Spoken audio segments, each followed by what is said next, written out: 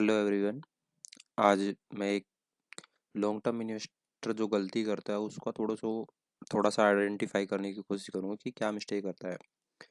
Long term के लिए अगर कोई वीकली या मंथली चार्ट को देखकर अगर बाइंग करता है तो कोई भी अगर बंदा बाई करता है तो मेरे लिए यही मानना है कि हमेशा उसको एक फुल बैक पे एंट्री करना चाहिए, मतलब डिप बाई करना चाहिए।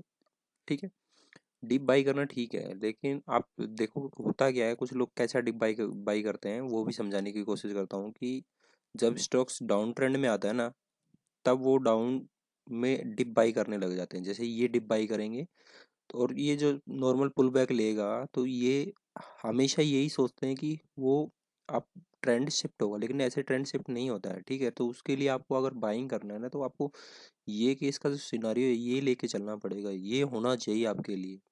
एटलीस्ट उसने हाई ब्रेक कर किया हो और वापस से पुल बैक ले रहा हो तब बाई करना बनता है। अभी ट्विटर पे काफ़ी बवाल मचा हुआ है डीज लैब लैब को लेके, तो उसी का मैं एक वो आपको एक्सप्लेन करने की कोशिश करता हूँ कि एक्चुअल में लोग क्या सजेस्ट कर रहे हैं, और कुछ अच्छे भी वो सजेस्ट कर रहे हैं। तो उसके लिए देखो कि इसका जो वीकली चार्ट में आप देखोगे कि ये एक मंथली दिखाता हूँ, पहले आपको मंथली देखोगे तो एक कंटिन्यूस बुल रन दिया है। ठीक है, मतलब स्टॉक्स ने कभी मंथली में सिर्फ ये एक, इसके बाद देखोगे तो कंटिन्यूसली मतलब मोमेंटम है। तो 2017 से लेके अभी तक इसने कोई मतलब मंथली का लो नहीं ब्रेक किया। तो क्या कर रहे हैं लोग, मंथली में इसको मतलब दबा के बाइंग कर रहे हैं अभी भी। तो मेरे लिए यही मानना है कि अगर ये स्टॉक्स का पुल बैक होता है ना, तो आप ये देखो कि आपको बाई कहाँ करना है। जब भी अगर आपको बाई करना है तो एटलीस्ट आपको पुल बैक पे बाई करना है। ठीक है, पुल बैक पे बाई करना है, लेकिन वीकली ट्रेंड के हिसाब से मतलब आपको कहाँ बाई करना चाहिए मैं वो सजेस्ट कर रहा हूँ। तो वीकली में देखोगे ना, वीकली में जब इसका ट्रेंड देखोगे तो वो क्या है, डाउन है अभी के लिए। ठीक है, वीकली में जब ये लो ब्रोक हुआ है देखोगे, प्रीवियस में कभी भी इस लो के नीचे क्लोजिंग नहीं आने दिया है। ठीक है, तो अभी भी अगर इसका वीकली में इसके नीचे क्लोजिंग आ रहा है तो आप अवॉइड करो उस टाइम के लिए, क्योंकि जो मंथली में है ना वो 20 EMA के नीचे क्लोज दे दिया है। ठीक है, तो 20 के नीचे क्लोज दे दिया तो वेट करो जब तक कि ये वापस से 20 के ऊपर क्लोजिंग ना दे, मंथली बेसिस पे अगर कोई बाई कर रहा है तो।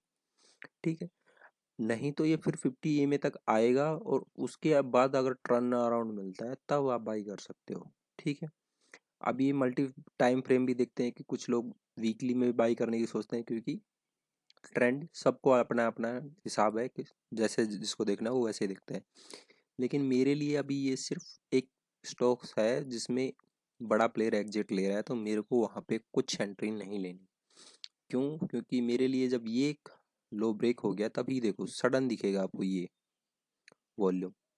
ये वॉल्यूम आपको क्लियरली इंडिकेट कर रहा है कि सेलिंग, इंस्टीट्यूशनल सेलिंग का वो है। और अभी के लिए जब ये पुल बैक पे ये अगर क्रॉस नहीं किया कर पाया ये हाई हो, तो मेरे लिए जो फर्स्ट क्राइटेरिया जो मैंने बताया था कि अपवर्ड मोमेंटम होना चाहिए, ये तब बाई करना बनता है यहाँ पे।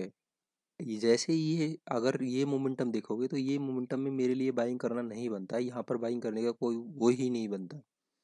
ठीक है, यही समझाने की कोशिश कर रहा था कि अगर लॉन्ग टर्म देख रहे हो तो कैसे लॉन्ग टर्म देखा जाता है। ठीक है, उसके अलावा मैं कुछ HDFC ग्रुप दिखाता हूँ आपको।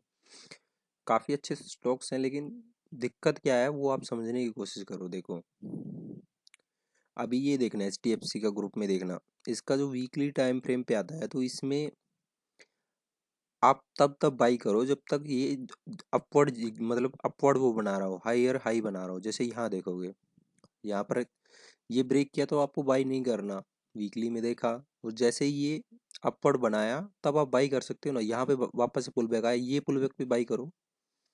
सेकंड टाइम पुल बैक आ रहा है ना, आपको कंफर्म हो गया कि हायर हाई बना रहा है तो आप पुल सेकंड पुल बैक पे बाई कर सकते हो। इस तरह से बाई करोगे तो आपको अच्छे रिटर्न भी मिलेंगे और आपको एक अच्छा खासा लॉस से बचा सकेगा। अभी यहाँ देखना, यहाँ क्या हुआ फिर से देखो, यहाँ पर जब भी इसने ये लो के नीचे क्लोजिंग दिया है उसके बाद से जो बाई कर रहा है ना, ये मर्जर न्यूज की वजह से बाई किया है तो उसको अच्छा फटका पड़ा है अभी भी।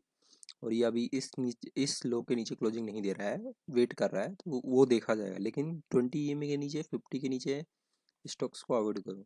इससे बेटर स्टॉक्स हैं मार्केट में, आप ढूंढो तो सही। जैसे मैं बताता हूँ आपको, वीबीएल देख लो, वीकली ट्रेंड देखो, कितना अच्छा ट्रेंड है। जब तक ये इस हाई के ऊपर चल रहा है आराम से बाई करो ना, हर डिप पे बाई कर सकते हो। अभी ये वीकली में देख रहे हो तो डेली में अगर कोई डिप मिलता है आपको, 20-50% का करेक्शन मिलता है, तो आप बाई क्यों नहीं कर सकते फिर? तब बाई करो। जैसे इसमें ये डिप आ रहा है, ये डिप आ रहा है, आप बाई करो। ये डिप आ रहे हैं, जो भी डिप आ रहा है तो उस टाइम बाई करो। जैसे ये डिप मिल रहे हैं अच्छे, तो उस टाइम बाई करने का चांसेस अच्छा होता है। ठीक है, उसके अलावा और दिखाता हूँ, चेन्नई पेट्रोल, मैं ये भी देख रहा था। यहाँ पर देखो इसका वीकली ट्रेंड कितना अच्छा है। वीकली में जो ट्रेंड स्टॉक्स अच्छे हैं उनको बाई करो, चाहे उससे कोई मतलब नहीं है कि फंडामेंटल कैसा है। आप सिर्फ ये देख के बाई करो ना कि पुल बैक पे हमें बाई करना है, अगर उसका हायर हाई बना रहा है तो लॉन्ग टर्म के लिए ले रहे हैं। लॉन्ग टर्म में आपका चार्ट देखो, उसके नीचे ऐसा लगाने के सोचो। ये नहीं है कि कंपनी अच्छी है, फंडामेंटल कुछ नहीं करता, बाद में पता चलता है। ठीक है, तो उसका थोड़ा ध्यान में रखो। और दिखाता हूँ मैं अभी, ये स्मॉल कैप कंपनियां हैं तो इसमें देखो काफ़ी अच्छा वो दिखेगा। जब से इसने हायर हाई बनाना स्टार्ट किया है वीकली में, ये देखो तो कोरोना फॉल के बाद यहाँ इसका हायर हाई बनना स्टार्ट हुआ है। ये ब्रोक ये हाई, एंड इसके बाद ये कभी इसके नीचे क्लोजिंग नहीं दे रहा है। ठीक है, इस लो के नीचे क्लोजिंग नहीं दे रहा, तो अब ये ऐसी ही कंपनी को बाई करने का चांस बनता है। ऐसी कंपनी को अब यहाँ बाई कर सकते हो। 20 EMA के नीचे क्लोजिंग है, 50 के आप 50 से नीचे जाते ही आप स्टॉक छोड़ दो, या ये लो पे एग्जिट। अब यहाँ पे रिस्क रिवार्ड भी अच्छा बनता है और एक स्टॉक्स भी अच्छा है। फंडामेंटल का हमें कोई जरूरत नहीं है, मेरा रिस्क बनता है ये, मतलब 17% का रिस्क बनता है, और अपर साइड ओपन है मेरे लिए। ऐसे स्टॉक्स बाई करो जो आपको थोड़ा चार्ट में भी अच्छे दिख रहे हो, एटलीस्ट ट्रेंड में क्लियर हो, आपको ट्रेंड क्लियर होना चाहिए। ठीक है, यही एक मिस्टेक मैं अभी देख रहा था काफ़ी ट्विटर पे, तो मेरे को ये लगा कि मैं आपको साथ शेयर करूं। आपको काफ़ी फंडामेंटली अच्छे स्टॉक्स मिल जाएंगे। जैसे अभी मैं रिलायंस ही दिखा देता हूँ। जो स्टॉक्स अच्छे हैं तो उसमें रहो ना, तो थोड़ा बेटर रहता है। ये देखो, रिलायंस का वीकली चार्ट है, अगर इसमें बाई कहाँ करना होता है वो देखो आप सिर्फ।